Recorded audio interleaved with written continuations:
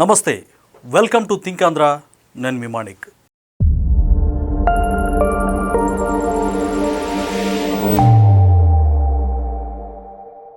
పులివెందుల గడ్డపై చిందిన బాబాయి రక్తం న్యాయం కోసం మొరపెడుతోంది. అవును, మీరు విన్నది నిజమే. అందులో భాగంగానే సిబిఐ విచారణ వేగవంతం చేసింది.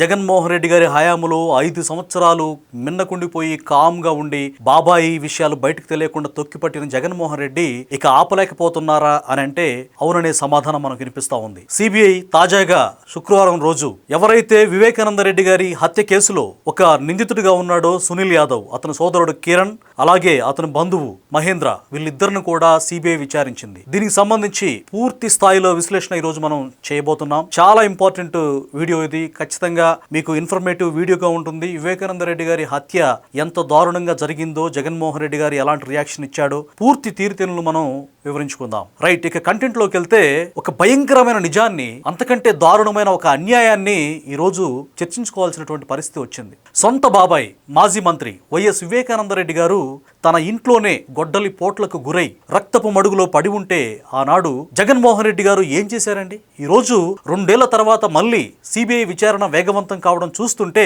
అసలు దోషులెవరు, ఎవరిని కాపాడడానికి ఇన్ని సంవత్సరాలు కాలయాపన జరిగిందనేది స్పష్టమవుతోంది. అప్పుడు సిబిఐ కావాలన్నారు జగన్మోహన్ రెడ్డి గారు. ఇప్పుడు సిబిఐ దర్యాప్తు వేగవంతం చేస్తుంటే ఎందుకు భయపడుతున్నారు? నాడు ప్రతిపక్షంలో ఉన్నప్పుడు జగన్ గారు మీరేం చెప్పారు? మా బాబాయ్ హత్యపై సిబిఐ విచారణ జరగాలి, అప్పుడే నిజాలు బయటికి వస్తాయని గొంతెత్తి చించుకున్నారు కదండి. మరి అధికారంలోకి వచ్చాక అదే సిబిఐని అడ్డుకోవడానికి ఎందుకు ప్రయత్నించారు? సుప్రీంకోర్టు జోక్యం చేసుకుని దర్యాప్తు కాల పరిమితిని ఎత్తేసి విచారణ వేగవంతం చేయండి అని ఆదేశించే వరకు ఈ కేసులో ఎందుకు కదలిక లేదు? అంటే అధికార బలాన్ని ఉపయోగించి సాక్ష్యాలను తారుమారు చేసే ప్రయత్నం జరగలేదంటారా? మీరు ముఖ్యమంత్రి అయ్యాక ప్రజలకు అంతా తెలుసు. పులివెందుల గడ్డపై వెలుగు చూస్తున్న నిజాలు. నిన్న పులివెందులలో పోలీస్ స్టేషన్ లో జరిగిన విచారణ కొన్ని కీలక ప్రశ్నలు లేవనెత్తుతోంది. అవును, నిందితుడు సునీల్ యాదవ్ సోదరులైనటువంటి ఇద్దరు కూడా ఇందాక చెప్పిన మహేంద్ర అలాగే కిరణ్, వీళ్ళిద్దరిని కూడా సిబిఐ అధికారి రోహిత్ యాదవ్ విచారించారు. ముఖ్యంగా హత్య జరిగిన రోజు తెల్లవారుజామున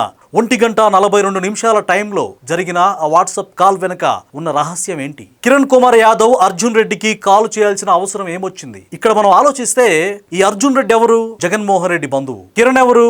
సునీల్ యాదవ్ సోదరుడు. వీళ్ళిద్దరూ వాట్సాప్ కాల్ అర్ధరాత్రి 1:42 ఎందుకు వాట్సాప్ కాల్లో మాట్లాడుకున్నారు? ఏం మాట్లాడుకున్నారు? ఇవన్నీ కూడా బయటకు వచ్చేటువంటి అవకాశం ఉంది. ఈ విషయాలను విచారించినప్పుడు ఒక రకంగా వాళ్ళు వాస్తవాలు చెప్పేసినట్టుగా మనకు సమాచారం అందుతా ఉంది. ఎందుకంటే ఎంతకాలం దొంగతనం లేకపోతే అబద్ధాలు ఎంతో కాలం దాచలేరన్నది జగమెరిగిన సత్యం. అయితే ఆ సమయంలో ఊరంతా నిద్రిస్తుంటే పులివెందులంతా కూడా, పులివెందులే కాదు ప్రపంచం అంతా నిద్రిస్తున్నప్పుడు మీరేం చేస్తున్నారు? ఫోన్ కాల్ ఎందుకు మాట్లాడారు? అంత మాత్రమే కాదు, సునీత గారు కూడా మీ వాట్సాప్ కాల్స్ కానీ వాట్సాప్ మెసేజెస్ కానీ అన్ని కూడా call data, power point presentation, general calls కూడా ఈ టైంలో ఎందుకు మీరు చేశారు అని మొత్తం కూడా వివరించారు, ప్రశ్నించారు, ప్రజల ముందు ఉంచారు. అయితే ఊరంతా నిద్రిస్తున్నప్పుడు వీళ్ళు మాత్రం ఎవరితో కుట్రలు చేస్తున్నారనేది ప్రజలు ఆలోచిస్తూ ఉన్నారు. ఇప్పుడు ఆలోచించాలి కూడా. సాక్ష్యాలు చెరిపేత, గొడ్డలిపోటు కాస్త గుండెపోటు ఎలా అయింది? ఫస్ట్ అది చెప్పండి. అంటే గొడ్డలతో నరికాక ఆయన రక్తపు మడుగులో పడి నుండి అంత దారుణంగా ఇల్లంతా రక్తసిక్తం అయిపోతే ఆ రక్తాన్ని క్లీన్ చేసి కట్లు కట్టి రెడీమేడ్గా డ్రెస్సింగ్ చేస్తారా? అంటే ఈ విషయం అంతకుముందు కుక్కను చంపేస్తారా? ప్రజలకి అర్థం కావట్లేదా? అయితే ఖచ్చితంగా ప్రజలు ఆలోచించాలి ఈ విషయంలో. డెఫినెట్ గా వివేకానంద రెడ్డి గారిని గొడ్డలతో నరికితే అది గుండెపోటు అని ప్రచారం చేసింది ఎవరు? మాజీ వైసీపీ నాయకుడు, అప్పుడు జగన్మోహన్ రెడ్డి గారికి బాగా సన్నిహితుడు, కర్త కర్మ క్రియగా నడిపిన వ్యక్తి, ఏటూగా పేరుందిన వ్యక్తి విజయసాయి రెడ్డి కదా.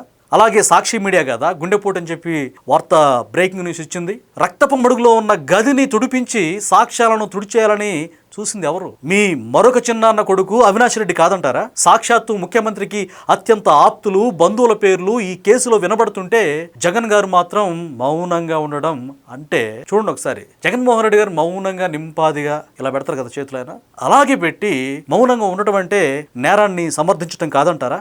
ఎస్, డెఫినెట్ గా మౌనం అంగీకారం. అంటే విచారణకు హాజరైన కిరణ్ కుమార్ యాదవ్ ఎవరైతే ఉన్నారో అతను ఏమంటున్నాడంటే, మీకు అర్థమయ్యేటట్టు చెప్పాలంటే సునీల్ కుమార్ ఏమంటున్నాడు తెలుసా? మమ్మల్ని చంపడానికి కొందరు ప్రయత్నిస్తున్నారు అని సిబిఐకి మొరపెట్టుకున్నాడు. అతను ఎందుకు చంపాలి? ఇక్కడ మనం గమనిస్తే సిబిఐకి అతను మొరపెట్టుకున్నాడు కిరణ్ కుమార్ యాదవ్. సార్ మమ్మల్ని చంపేస్తారండి, నిజాలు చెప్తున్నాం మేము, ఈ నిజాలు చెప్తే మా ప్రాణాలకు కూడా థ్రెట్ ఉంది, మమ్మల్ని కాపాడండి మహాప్రభు అని సిబిఐ అధికారులకు మొరపెట్టుకున్నాడు సునీల్ యాదవ్ వాళ్ళ బ్రదరు కిరణ్ కుమార్ యాదవ్ విచారణలో భాగంగా నిన్న. అంటే మనకేం అర్థం అవుతుంది? గతంలో హేమీలైనటువంటి సాక్షులు మరణించలేదా? అంటే ఏమంటున్నాడు కిరణ్ కుమార్, మాకు ప్రాణహాని ఉంది అని బాధపడుతున్నాడు. గతంలో మనం చూసుకుంటే గనక సాక్షులందరూ కూడా 1 by 1 చనిపోతూ ఉన్నారు. ఈ విషయాలు మనం ఫస్ట్ నుంచి వింటానే ఉన్నాం. అలాగే మేము కూడా చనిపోతామేమో. చివరికి సీనియర్ సిటిజన్ అక్కడ వాచ్మెన్ రంగన్న కూడా చనిపోయిన పరిస్థితి అనుమానంగా. ఆయన భార్య కూడా ఇది సహజమైన చావు కాదు, మా భర్తని చంపారు అని తన సందేహాన్ని వెలిబుచ్చినటువంటి నేపథ్యం. అందరినీ వేసేస్తా ఉన్నారు. ఎవరు వేసేస్తున్నారు? ఆ అదృశ్య శక్తి ఎవరు? అంత బలమైన వ్యక్తి ఎవరు అంటే ఇక నేను ప్రత్యేకంగా చెప్పక్కర్లేదు, మీకు తెలుసు. అంటే చివరికి వాంగ్మూలం ఇచ్చే క్రమంలో, అంటే సమాధానాలు సిబిఐ రాబట్టే క్రమంలో ఈ నిందితుడు ఎవరైతే ఉన్నాడో సునీల్ కుమార్తో సహా మాకు ప్రాణహాని ఉందని పోలీసులకు మొరపెట్టుకుంటున్నారు ఈరోజు. ఇది చాలా ఆలోచించాల్సిన విషయం. జగన్మోహన్ రెడ్డి గారు ఫస్ట్ లో వర్కౌట్ అయింది. 151 సీట్లు ఆయన కొల్లగొట్టారు. మా బాబాయ్ని ఇదిగో వాళ్ళు చంపారు, వీళ్ళు చంపారని.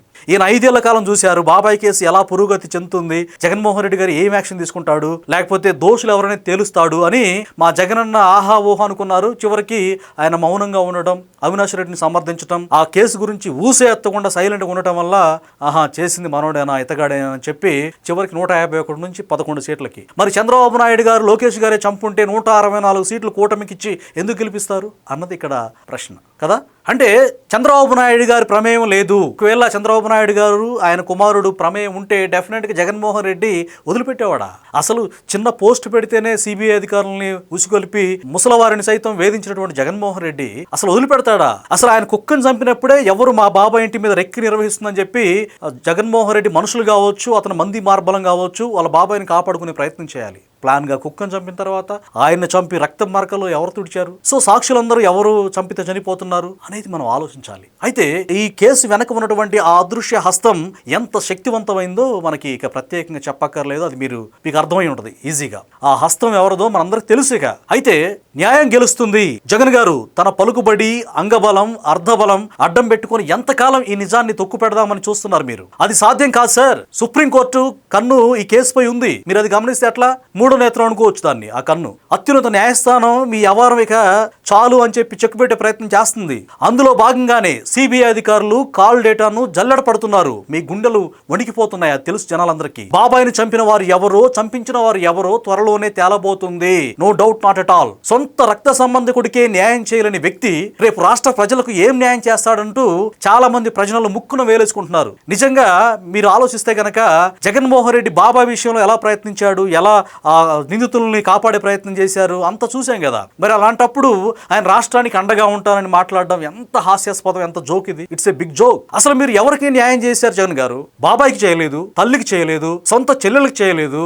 అంటే మీ ఇంట్లో వాళ్ళను చేసినట్టే రాష్ట్ర ప్రజలందరినీ రప్ప చేయాలని చెప్పి ఆ నినాదంతో మీ బ్యాచ్ ని అచ్చోసిన ఆంబోతుల్లాగా మాదిరి మీరు తయారు చేయట్లేదా? చేస్తున్నారా? లేకపోతే అసలు ఒక్క విషయం చెప్పండి, ఒకే ఒక్క విషయం. వైఎస్ఆర్సీపీ కార్యకర్తలు కూడా చెప్పొచ్చు దీనికి సమాధానం. రాష్ట్ర ప్రజలకు మీ బాబాయి వివేకానంద రెడ్డి విషయంలో మీరు ఎందుకు మౌనంగా ఉంటున్నారు? ఈ ఒక్క విషయానికి సమాధానం చెప్పండి. మీరు ఎందుకు మౌనం? 5 ఏళ్ళు ఏం గాడిదలు కాశారా అని ప్రజలు అడుగుతుంటే మీరు ఎందుకు మౌనంగా ఉంటున్నారు? నువ్వు పాలించిన 5 ఏళ్ళు కేసును ఎందుకు పక్కన పెట్టి తొక్కి పెట్టావు? మీ చెల్లెల శరీమలను ఎందుకు గోడకేసి కొట్టావు? తండ్రిని కోల్పోయి పుట్టడ దుఃఖంలో ఉన్న డాక్టర్ సునీతను ఇంకా ఎందుకు వేధిస్తున్నావు? ఈ విషయానికి నువ్వు రాష్ట్ర ప్రజలందరికీ ఖచ్చితంగా జవాబు చెప్పి తీరాలి. ఇంట్లో వాళ్ళకు న్యాయం చేయలేని నువ్వు ఇంకా రాష్ట్ర ప్రజలకు ఏం చేస్తావు? ఏం మారుస్తావు? ఏం మారుస్తావు? ఏం మార్చలేవు. వినాశకాలే విపరీత బుద్ధి అన్నట్లు అధికార గర్వంతో నిజాలను దాచాలనుకుంటే చరిత్ర క్షమించదు. పులివెందుల గడ్డపై చిందించిన బాబాయ్ రక్తపు టైరులకు సమాధానం చెప్పే రోజు దగ్గరలోనే ఉంది. తప్పు చేసిన వాడు ఎంతటి వాడైనా సరే ఊచలు లెక్క పెట్టాల్సిందే. చివరికి రాజకీయ సమాధి కావాల్సిందే. రిమెంబర్ మిస్టర్ ఎక్స్ఎం Jaganmohan Reddy, this is God's script. మరొక వీడియోతో మళ్ళీ మీ ముందుకు వస్తాను. అప్పటి వరకు సెలవు. నమస్తే.